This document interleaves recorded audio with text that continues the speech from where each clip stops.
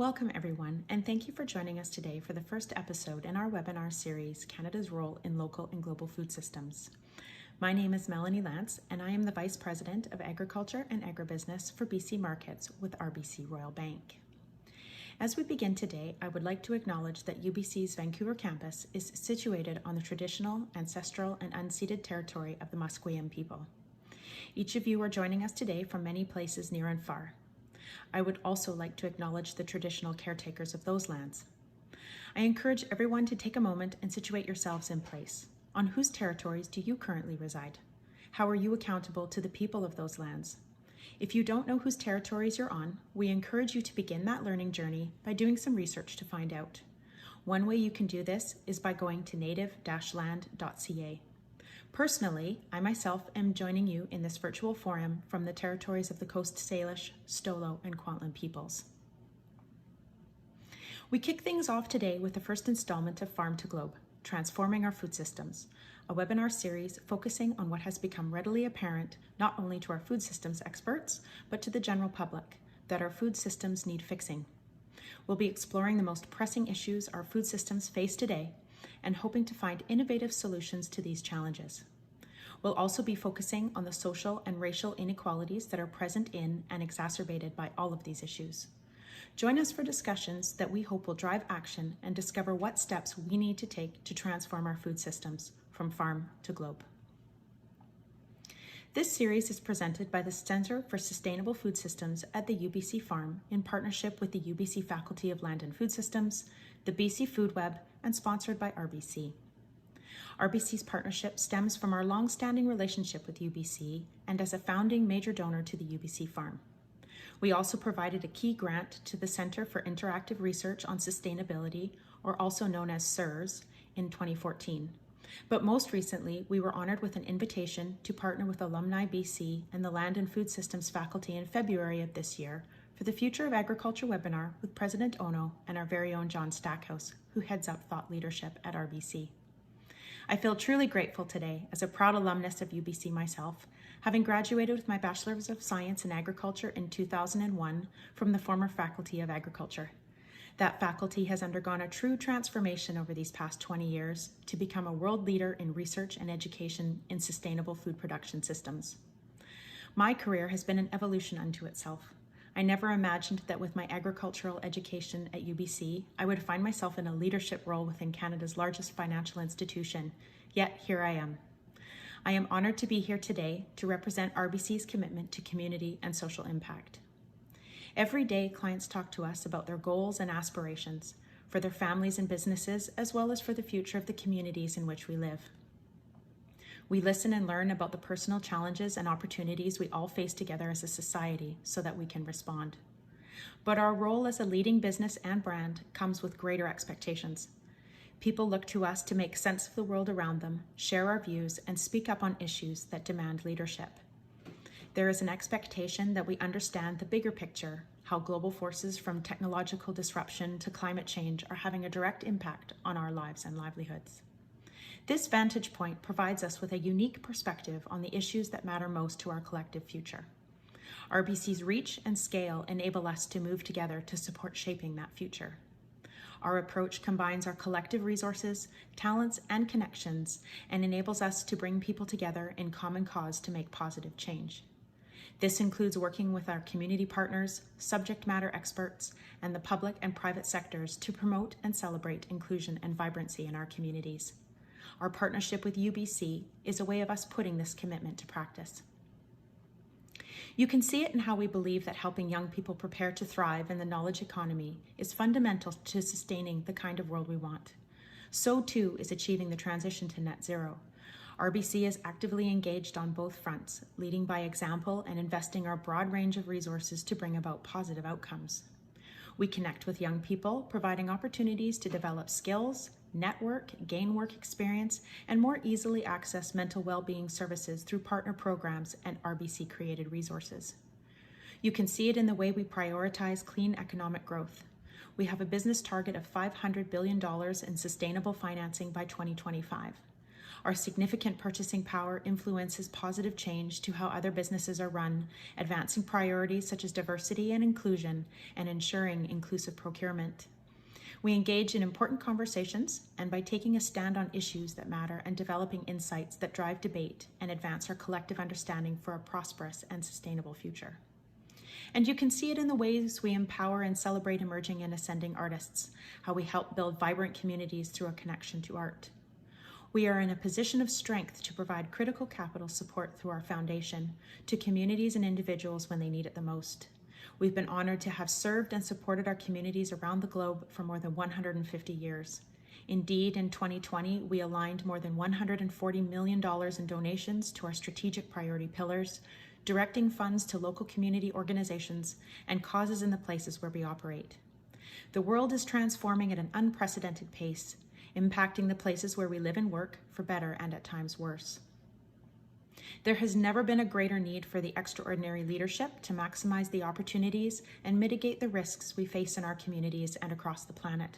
It is a privilege and a source of pride for RBC to do its part and focus on building resilient economies.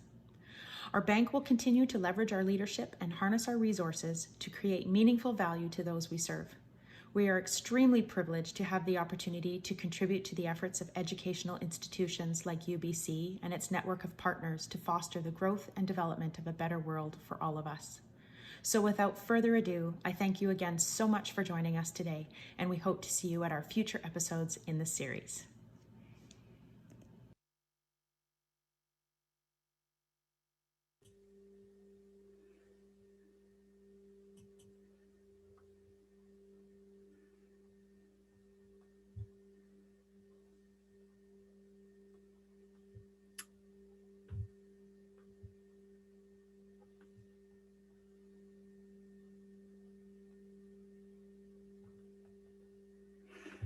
So thank you so much, Melanie, for that great introduction and kickoff to the series. I'm not sure if people can see me. I don't know if I need to share my screen or not. But I want to thank Royal Bank of Canada very much for kicking off this episode and for their generous sponsorship, making this series possible.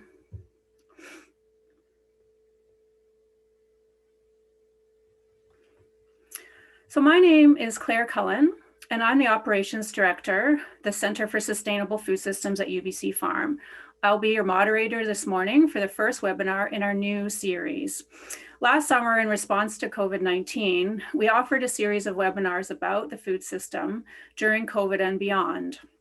Those discussions tackled many timely and crucial issues facing our food system and was really well received by participants and attendees alike.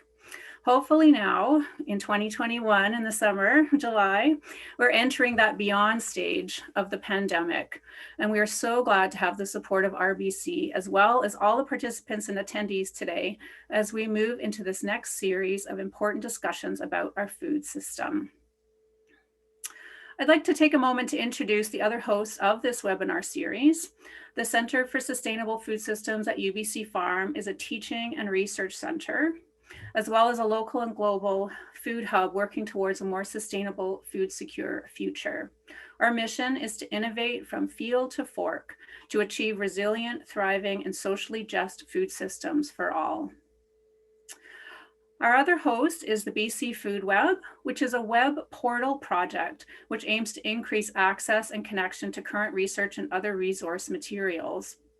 In addition, it aims to encourage innovation between farmers and researchers for future project collaborations across the province. And lastly, the Faculty of Land and Food Systems. It's a world leader in research and teaching about sustainable and healthy food supply, and we're proud to be part of that faculty. I think we can all acknowledge that we're in a challenging time in Canada right now, especially as we reckon with what Indigenous people have been telling us for a long time about the lasting impact of residential schools. Before we continue with our webinar, I'd like to honor and remember the children whose remains have been discovered at the former Kamloops Indian Residential School and at residential schools across the country. We grieve with the families, the communities, the residential school survivors, and all who mourn at this time.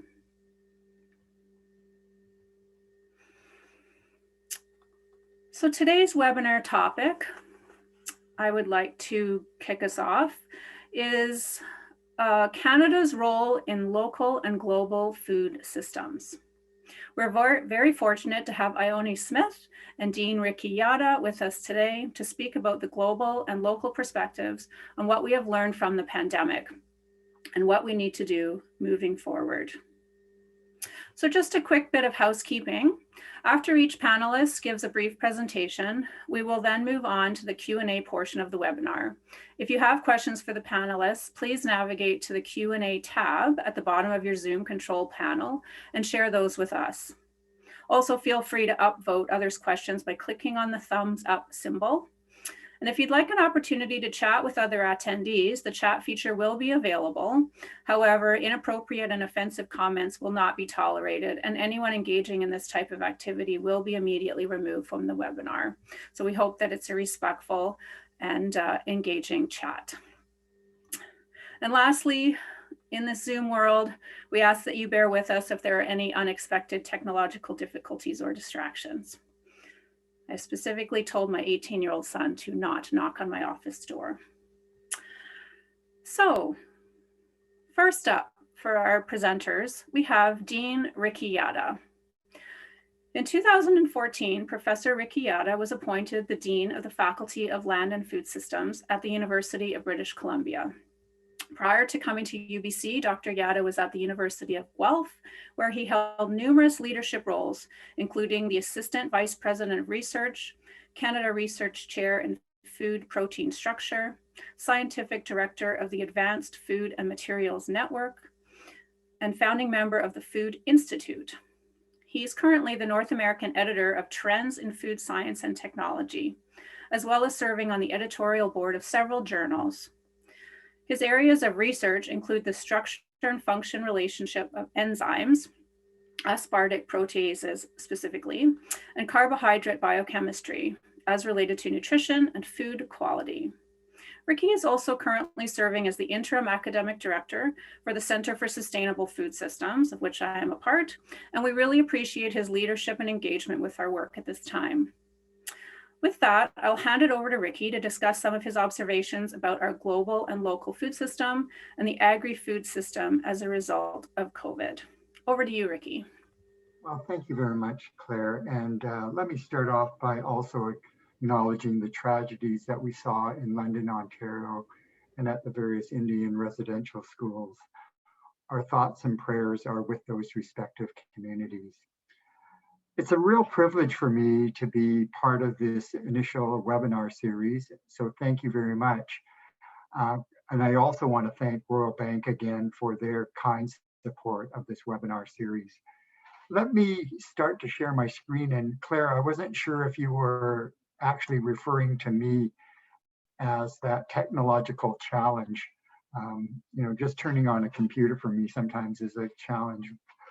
So when Mayrad and Melanie first approached me about participating in the webinar series, I said, gee, would it be okay if I actually gave you some thoughts on my impressions of how COVID has impacted the agri-food system?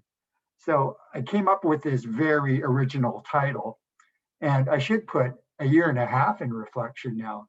So let me just give you some of those thoughts about what I think.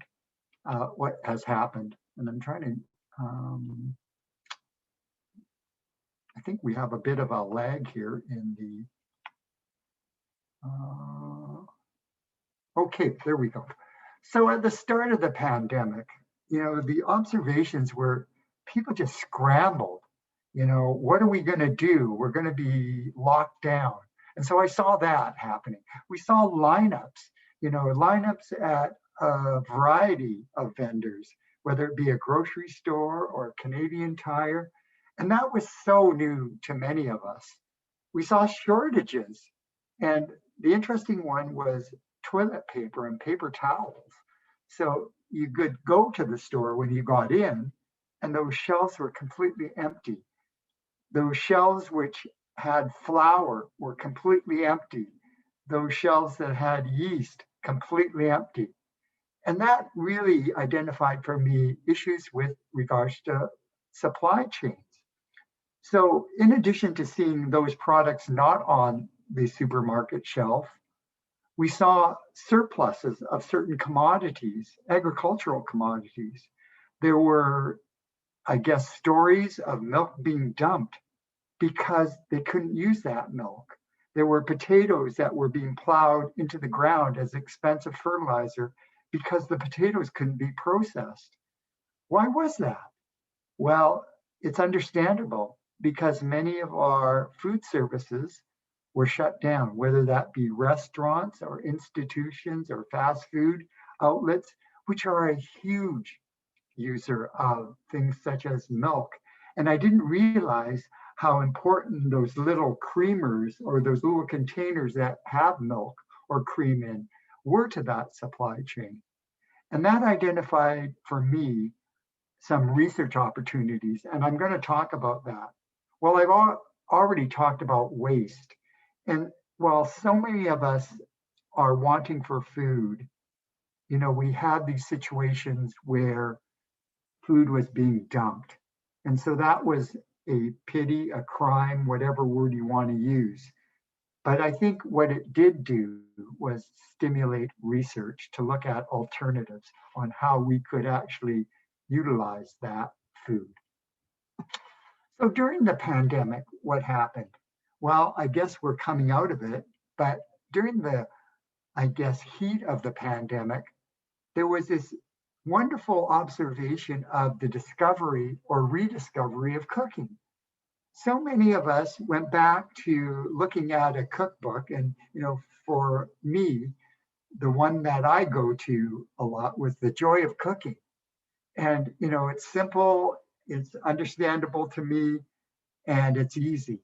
And so people started rediscovering how to make bread, which I think accounted for some of the shortages of the flour on the shelf and the yeast. But that was wonderful because I think we have got used to a society where it is so easy for us to pick up something that's already pre-made and not appreciate how much energy it takes to make that food. So that was wonderful. But physical activity, I think, suffered during the pandemic.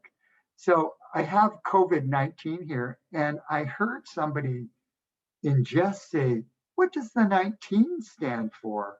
And somebody responded, "Well, it's the number of pounds I've gained during COVID."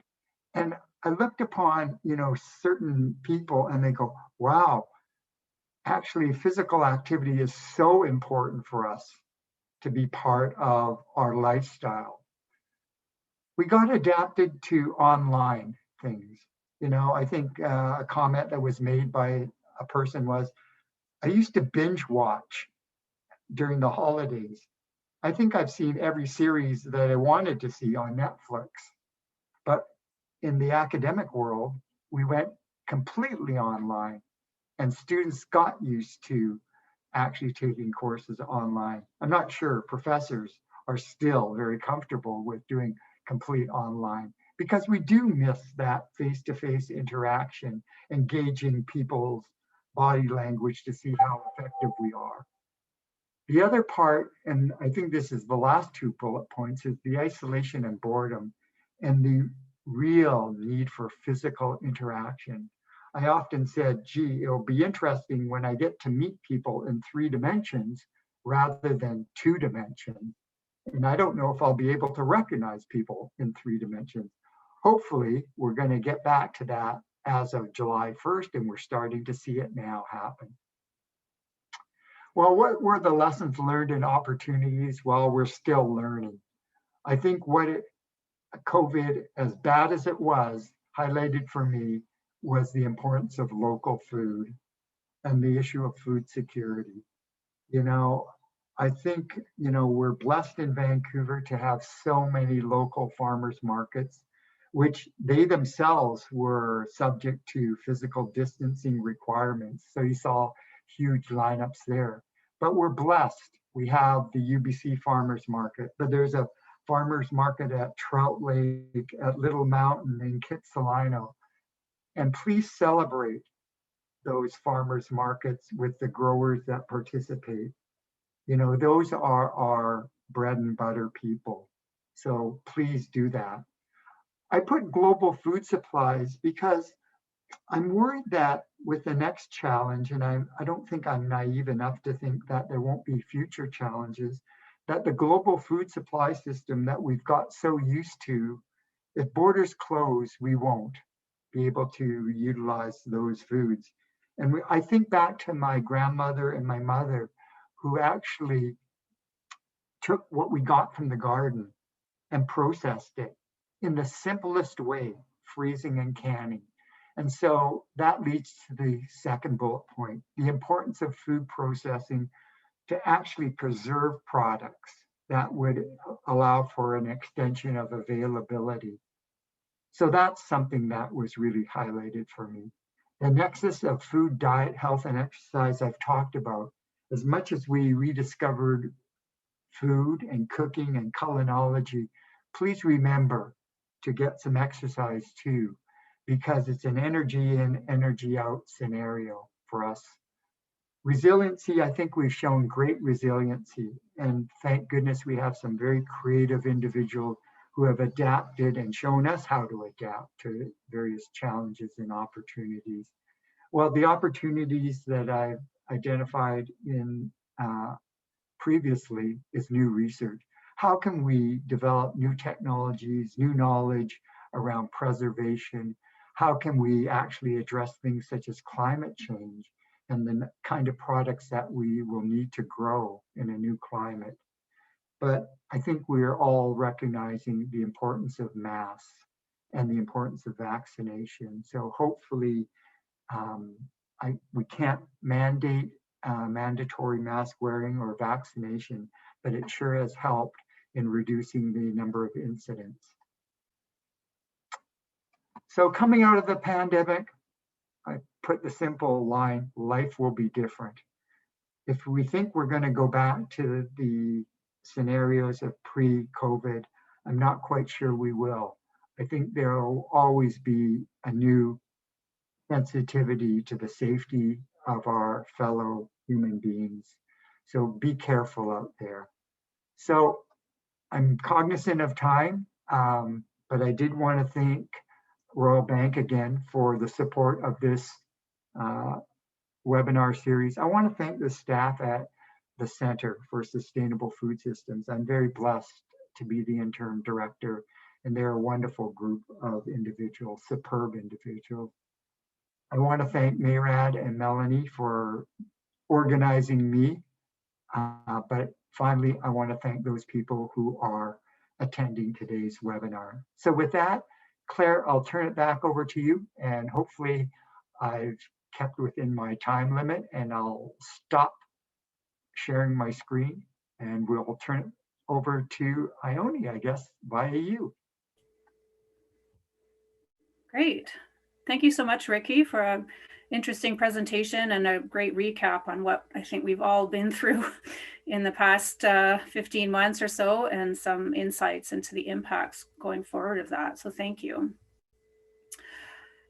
And I encourage you to put some questions in the Q&A if you have any at this time for Ricky, and we'll capture them all at the end of Ione's presentation. So next up, we have Ione Smith. Ione is passionate about working to find solutions to challenging food system problems. She's a professional agrologist based on the Sunshine Coast and conducts her work all across the province.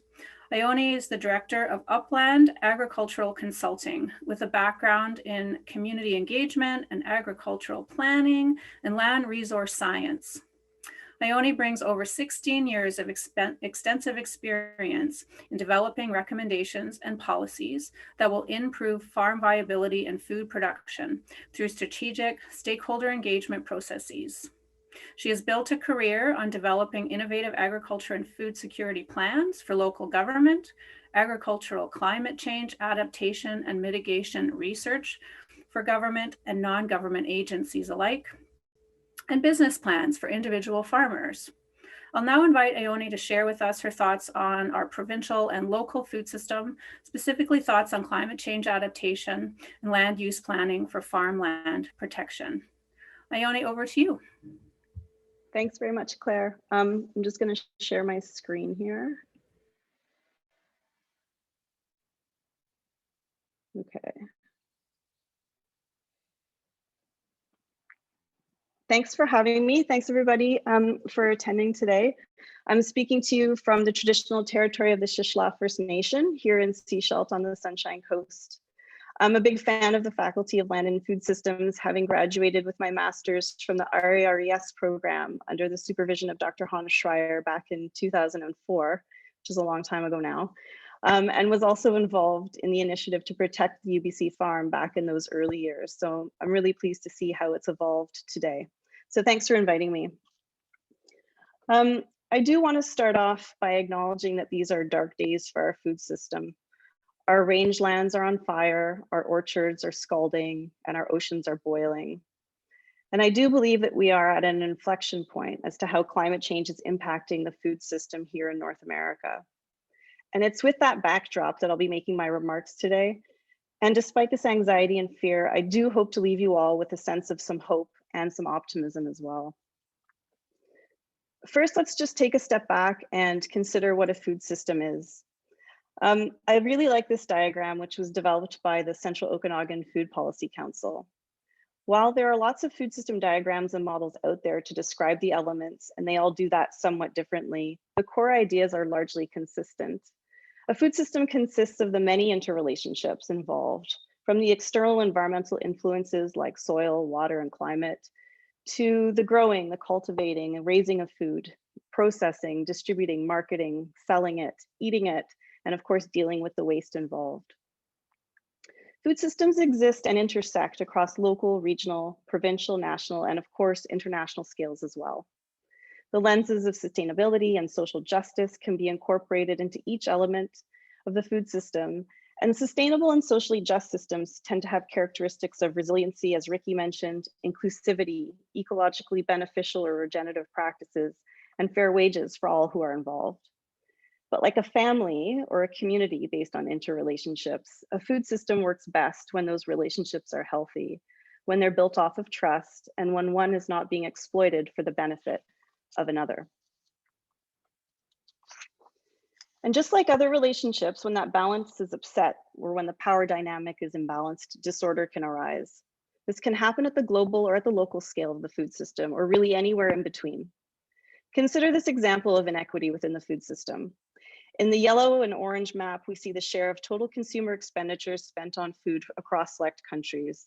For some countries, food constitutes a huge share of that expenditure. Nigerians, for example, spend close to 60% of their total expenditures on food. For others, food constitutes a small share. In the United States, it was only 6%. Here in Canada, just 9%.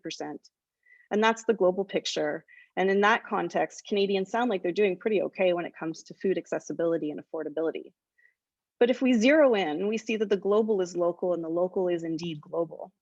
Consider that within Canada, the rate of food insecurity within Black, Indigenous, and people of color or BIPOC households is more than twice our national average, or nearly 3 times the rate of white households.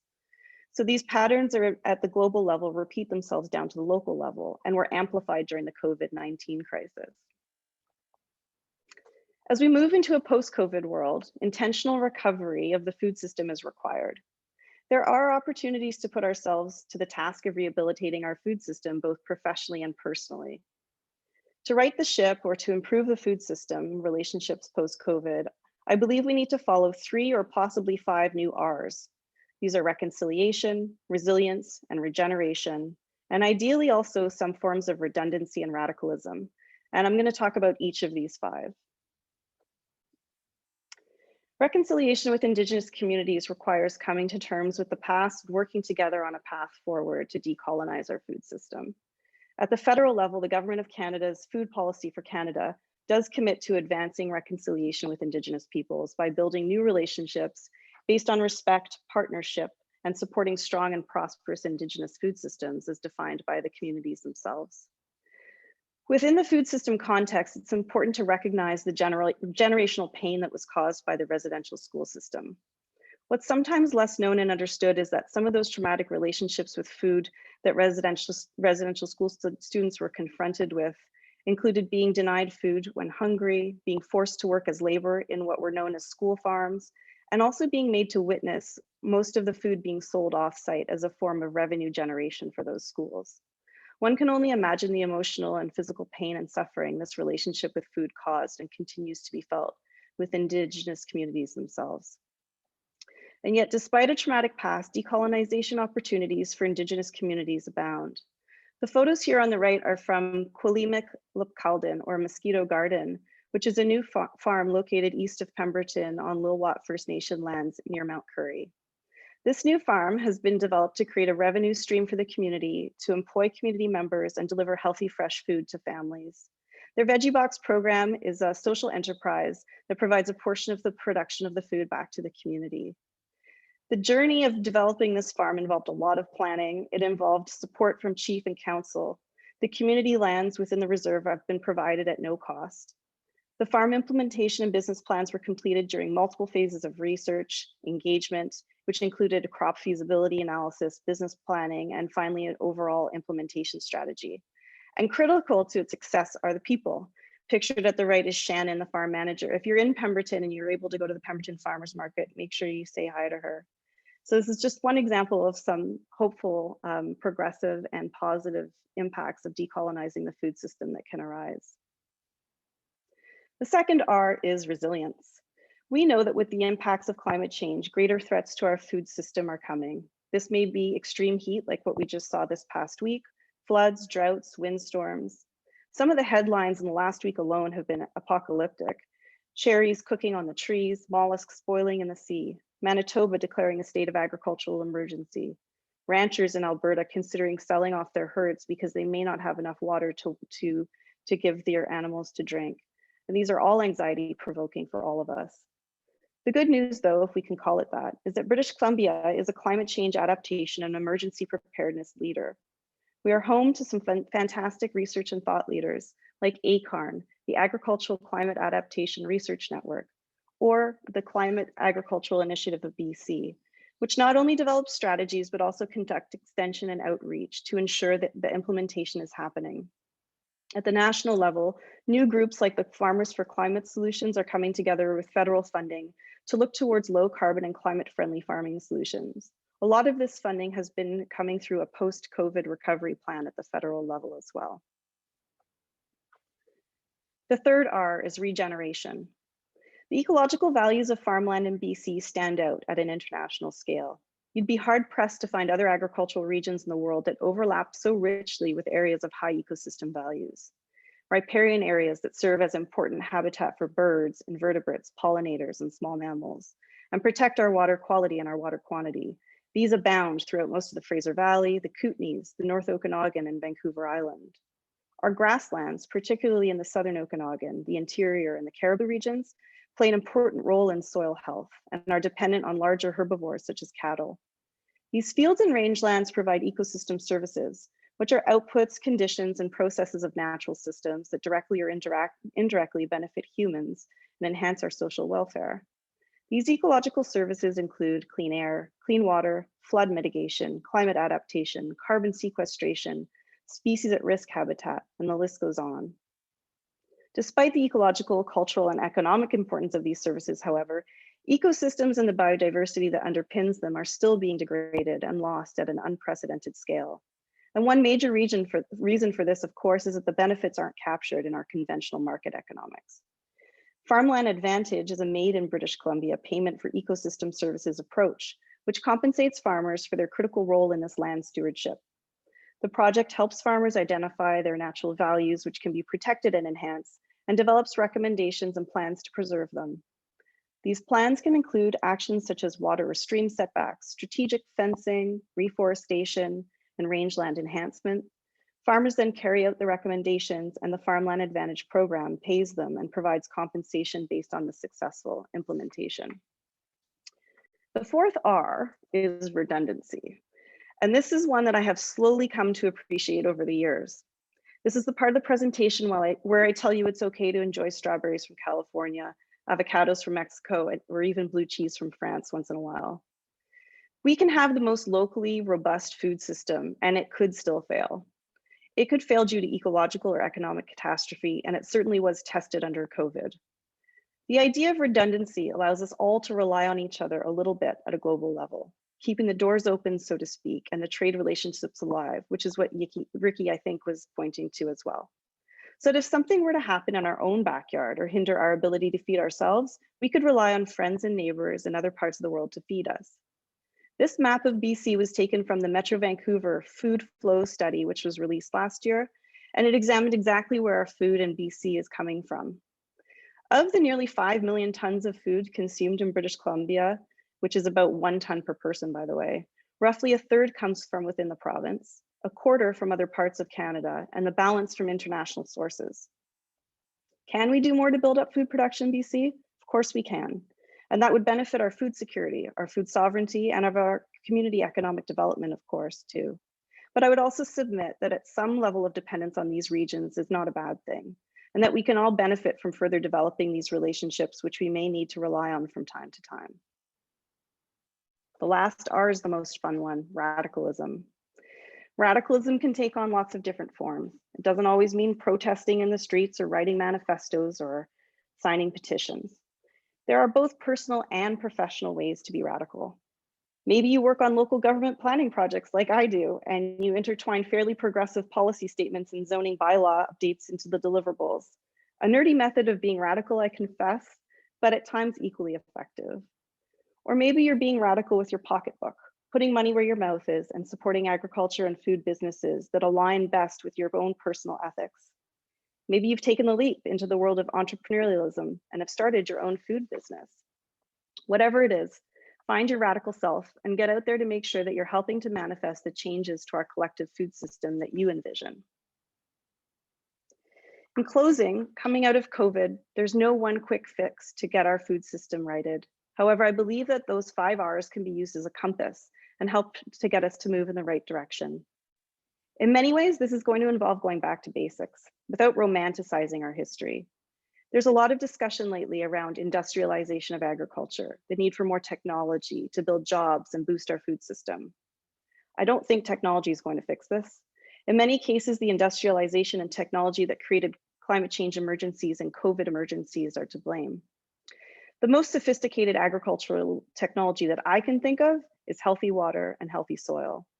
So let's strive for that, while remembering that our food system is a set of complex and yet equally simple relationships. And like all relationships, it will benefit from the investment of time and healing. Thank you.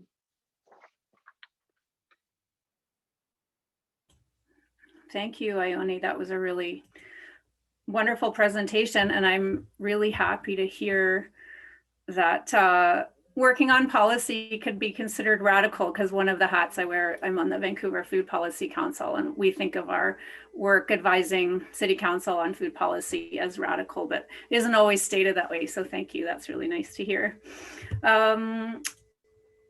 Yeah, really interesting presentation, lots to unpack there.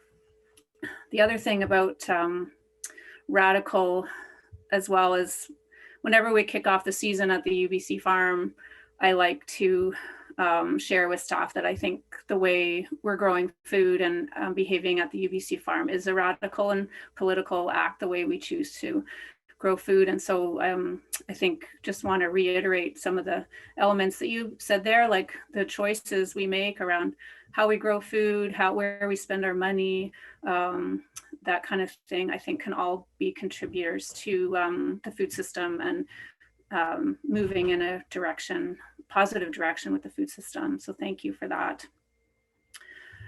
So it's time now to move to the Q&A portion of the webinar. So we'll be asking our panelists some curated questions, as well as any live audience questions we receive. And again, just a reminder to use the Q&A and also to upvote other people's questions that you find interesting. And sorry, I'm gonna move my thing. We have a question here.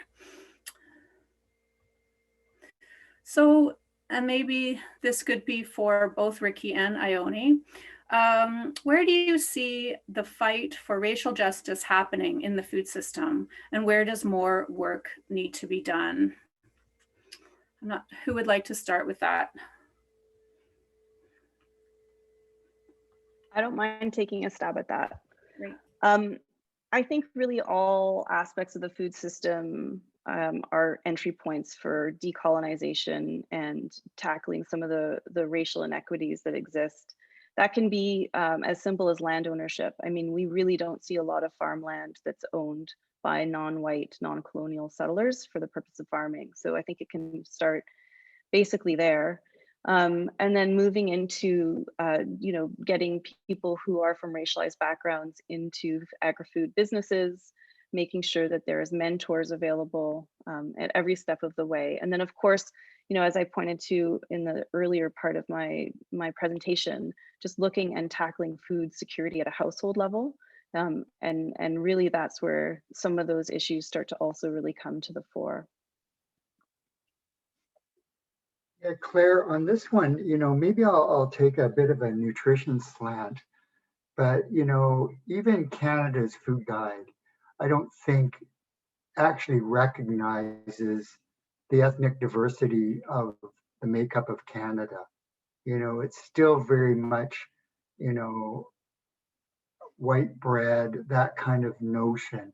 And I think we need to actually celebrate ethnic cuisinery, ethnic foods more. And I was talking to a student group yesterday. It's called NutriKids, and they're really focusing on nutrition education. And I said to them, one of the interesting programs that we got light of when I was back at Guelph was a program in Montreal, which was at the kindergarten level, where the students brought foods from their own ethnicity and shared it with the other children. And I think that was a wonderful program because I think we get so siloed into certain food products that we think are either good or acceptable or available. And I think part of the racial justice is actually educating the public about the ethnic diversity of food and the uses of food.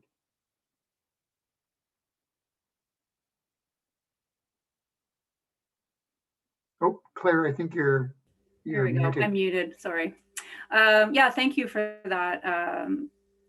One thing I was struck in both of your presentations was that sort of emphasis on relationships and sort of taking it back to our own kind of kitchens, our own personal relationship with food, our connection to each other, and that human kind of connection. And I thought that was really interesting. That resonated in both of your presentations. So thanks for that too. And really thinking about all of our family and historical relationships and connections. Okay, we have another question here. It's about rooftop farming. So I would like to see rooftop farming take place in more cities, specifically Vancouver, but it seems that bureaucracy gets in the way of such projects. Any tips on how to overcome such obstacles? So this sounds like a bit of a policy question. So Ione, I wonder if this is something you'd like to tackle. Oh, sure. It's not just rooftop farming, I think, that's tricky to work around. There's so many aspects of urban farming or gardening even that are suppressed from a zoning regulatory level. And it's also not just Vancouver, it's pretty much every community in the province. Sometimes there's legitimate reasons for restricting some of those types of uses. It could be for building code or health and safety, those types of things. But a lot of times it's just that there hasn't been a lot of integration of those food priorities, those food production priorities into zoning and into the official community plans. So getting things like an agricultural plan, getting your community to do a food system strategy, which I know Vancouver has done, but maybe sometimes taking those opportunities when those plans are being updated to make sure that those recommendations are included as well. I would say too, on the rooftop farming thing, I know that there's been quite a lot of initiative lately, maybe in the last 5 years or so, to see it happen. And I think the jury's out on whether or not the ability to produce a lot of food is going to be something that's possible within the climate, particularly on the South Coast on rooftops, and particularly on buildings that are already built, because it can be tricky to retrofit them to take on the extra weight involved in food production. You're essentially putting a greenhouse on top of a building, which can be tricky. But yeah, in terms of actually just getting through the bureaucracy, it's starting at that point when the zoning bylaw is being developed or reviewed, or the official community plan is as well. Ione, did you also find that, there was reluctance, and I guess this is related to the building code and the kind of added pressures of putting a garden or a green roof on. But I know my niece, they tried to do that in North Vancouver, and the insurance companies go, no way, we're not even insuring your house then if you do that. And even if you, so there's a lot of bureaucracy. That's right. Even if the zoning does allow it, your strata might not, your building might not, your insurance might not, exactly. Okay, thank you.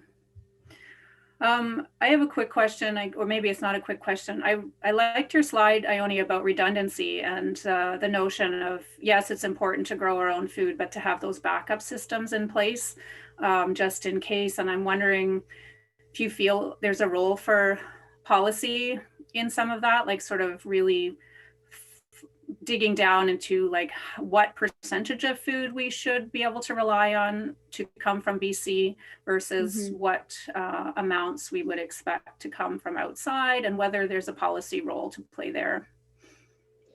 I think there's definitely a policy role. I don't love targets because I find they're hard to measure, they're hard to keep track of, and in some respects, like the avocado example, we can't really grow any here, so we might as well get 100% of our avocados elsewhere. Where I think the policy part can really play an important role is around justice within the food system.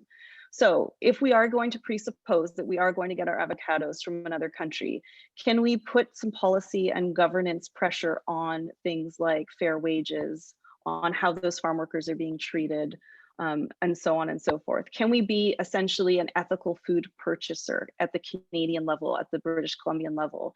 When we're importing food, can we put pressure on how farm workers are being treated?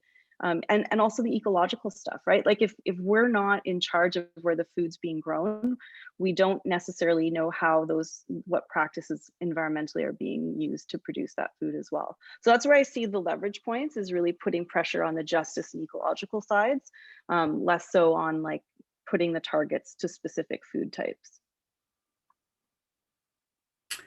Okay, just a quick follow-up question. I know at UBC, there's some interest in putting a climate label on food and adding that lens to food. So I'm just wondering, maybe that also could play in as well.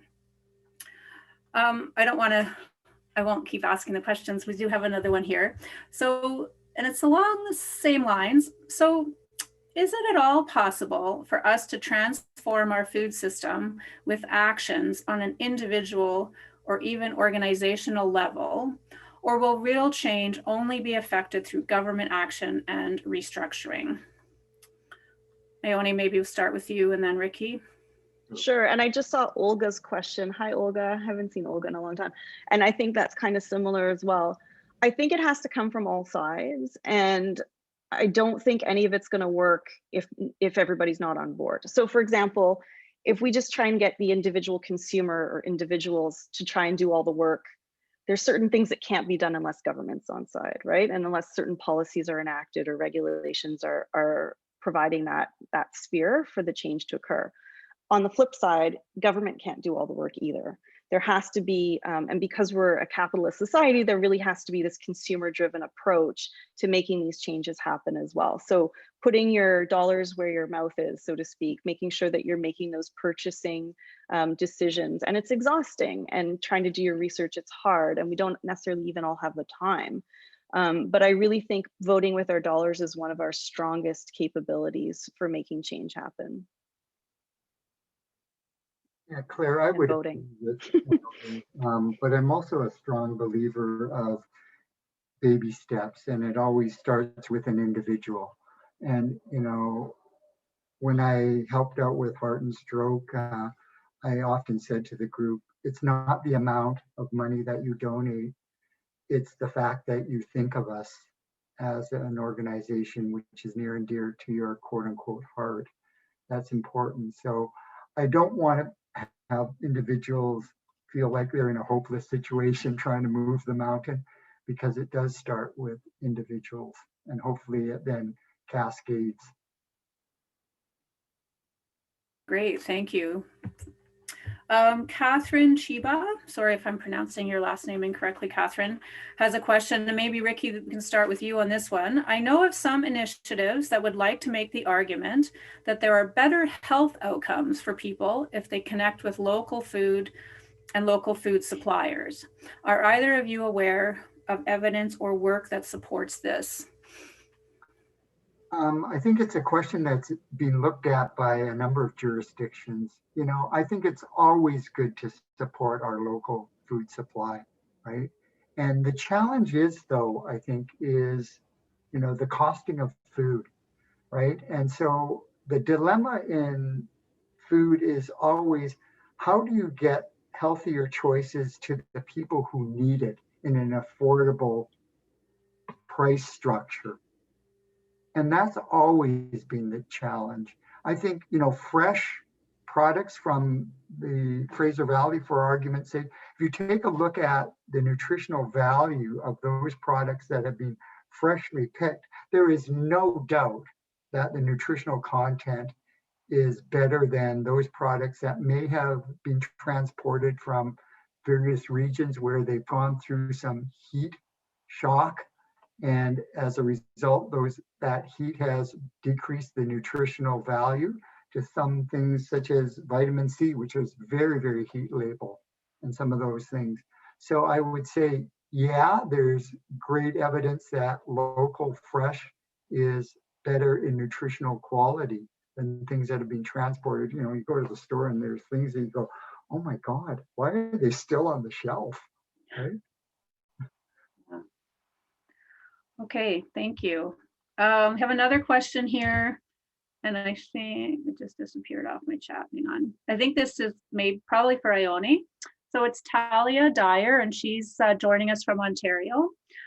So Talia says, land access is a huge barrier to young farmers, as we know, and the loss of farmland in Canada is unsustainable, particularly in Ontario, where I am. How can this land be protected from developers and big business? And I noticed, Ione, in your radical slide, there was someone with the ALR sign, so that might be. Yeah, if only the province of Ontario could copy and paste the agricultural land reserve. The agricultural land reserve program that British Columbia has been so fortunate to carry with it for the last nearly 50 years now has proven to be a really interesting and unique leader, really not just like within Canada, but internationally in terms of land use planning and farmland protection, and is the envy of a lot of jurisdictions around the world. That hasn't protected it from the cost of land rising, though. And in British Columbia, especially, we are home to some of the most expensive farmland in the world. I think UBC Farm actually probably has some of the most highest values per acre. It is a huge barrier. There are things that are being done in British Columbia, and Alberta too. We have the Young Agrarians, which is a great organization working to match folks who have farmland but aren't farming with people who would like to farm. I know that there's similar initiatives happening in Ontario as well. I think that what you really need to do is take this out of the local government jurisdiction and bring it to the province. That's essentially what worked in British Columbia, because local governments are under way too much undue pressure to develop land, and they don't have the political leeway to make those really important restrictions around development that the provincial government can make. So whether you're in Ontario or New Brunswick or PEI or Alberta, I think it's really important to bring these issues to the political level at the provincial level to get any headway. Maybe Claire, as a future webinar, we could have the parent of the ALR, Harold Steeves, come in and talk about the fight he fought to get to where we are. Yeah, Yeah, exactly. I think that's a whole other really interesting and important webinar topic for sure. We're just getting a little bit tight on time. We only have a few minutes. I noticed somebody put in the chat a resource about another radical food system project at rivershed.com/restore foodlands corridor. So I encourage people to take a look at that if there's their interest. I think we'll just have one quick last question, and then we'll have to wrap it up. So this is, how do we encourage regenerative farming or grazing in a market overwhelmingly dominated by soil depleting monoculture? Wow, that's the whole other webinar too, but in like a minute or less, can you answer that or just start to address it a bit? Sure. So despite that system, that monoculture system, there's some really great initiatives being undertaken to preserve our grasslands and our rangelands and to make them as healthy as possible. BC Cattlemen's Association is doing great work. The Grasslands Conservation Council of British Columbia is doing great work. There are things that can be done and that are being done. And this new push to bring climate-friendly solutions to farmland, I think we'll start to really see some opportunities to compensate ranchers in particular for the important stewardship work that they can do around soil conservation and carbon sequestration. Great, thank you.